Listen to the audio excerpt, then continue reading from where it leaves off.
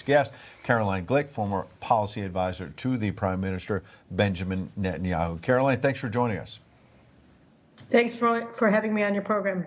All right, we also have Rich Goldberg, who's a senior advisor for the Foundation for Defense of Democracies. Thanks for coming in as well. Caroline, what's your sense about the damage done or lack thereof, given all of the missiles that were repelled, and what will come next in terms of an Israeli response? Well, I just got a report that there's another incoming barrage from Iran as we speak. So, it may come soon. It may come in several hours. It's not quite clear, but it means that this is not over yet. That's one thing. The other thing is, it doesn't appear that a lot of damage was caused from this because of our interceptor missiles and also because of actions taken by the United States and other militaries allied with the United States to intercept the Iranian projectiles. But this is a significant move by Iran because it's unmasking Iran really as the mastermind of everything that's been happening in the region, because all of the attacks that Israel has been absorbing to date have been carried out by terror armies that Iran built and commands. So this is another move in Iran's onslaught against Israel, and it has to be seen as such, and we have to view the war as a regional war, which it is, directed from Tehran. Rich, bringing you into the conversation here, we'll obviously be watching more, reaction from Israel tomorrow, but speak to us tonight about the reaction so far from President Biden and lack thereof response, actually. Well, the first thing is obviously in the heat of the moment, as Iran is launching one of the largest scale attacks in its history, unprecedented, unacceptable, crossing the Rubicon here in this multi-pronged, multi-platformed assault on a democratic ally. Remember, violating the sovereign airspace of many countries along the way. This terror-sponsoring state attacked our ally tonight, and the United States military did step in, along with the United Kingdom's military as well. And we hear reports, maybe the Jordanians, maybe the Saudis even quietly, assisting Israel and bringing down as much as possible as this threat approached the state of Israel. So credit due for stepping in the moment and providing maximum missile defense and drone defense capabilities when our ally was under attack. However, we need to understand that this is a crossing of the Rubicon. This is unprecedented in its scale and nature.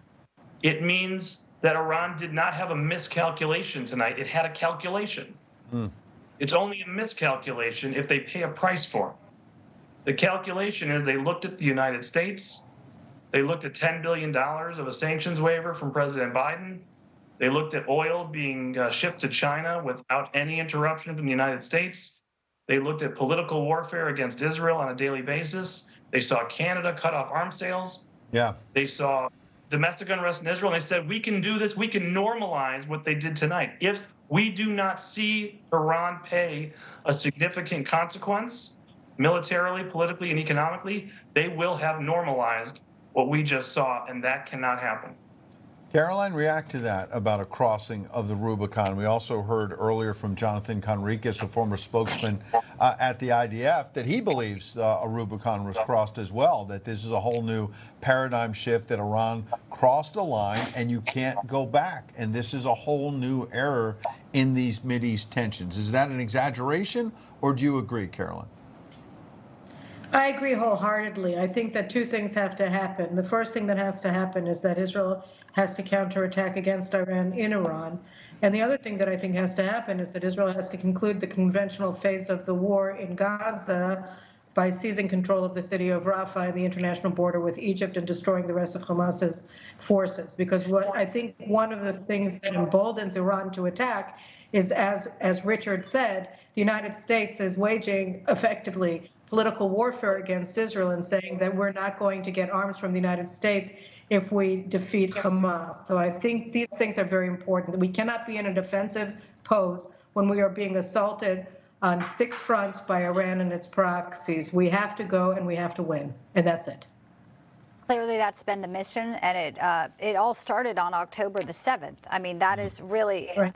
This was what has brought us here. And next week, Rich, we'll have an aid bill it will not just be Israel. It'll be Ukraine. It'll be Taiwan, and D.C. will be batting it around. And we've seen sort of a lot of the stumbling blocks as well with some of this. What are your thoughts on what we may be seeing in the days ahead as we look at the military response? Obviously, there'll be a strong response too. Israel probably needs to replenish after tonight. I mean, that's what one of our military experts said, is that they went probably, they fought very hard, but this will be something that they need support from. Yeah, it's going to be very important to backfill the Israelis as much as possible with what was expended tonight. Now, some of these are longer-term purchases while the Israelis are making things in Israel, and some of the aid that's in the supplemental is a longer-term backfill for Israel, still very important for their procurement needs. But I'm hopeful that we will see at least an up or down vote in the House and Senate, that we will let the chips fall where they might. Those that want to stand with a democracy that is under attack, let them vote yes, and let's send our allies the aid they need.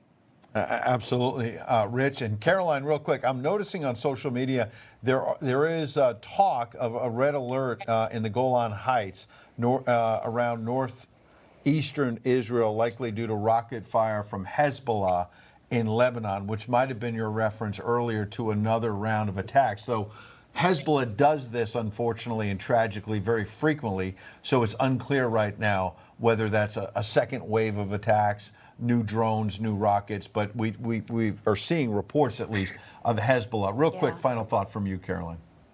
Look, I think I'm not clear because it doesn't matter what the report is. Hezbollah has shot over 100 drones and rockets at Israel today as well. It's not only an attack from Iran, it's a coordinated attack with their proxy army, Hezbollah, which controls the state of Lebanon. And Israel is going to have to deal with that threat. And we have 80,000 internal refugees who live in the border communities with Lebanon that cannot go home until Israel removes Hezbollah from the border. And so this is another front that awaits, which is why the military assistance from the United States really is critical. Yeah, it certainly is. Caroline, Rich, we appreciate your insights tonight.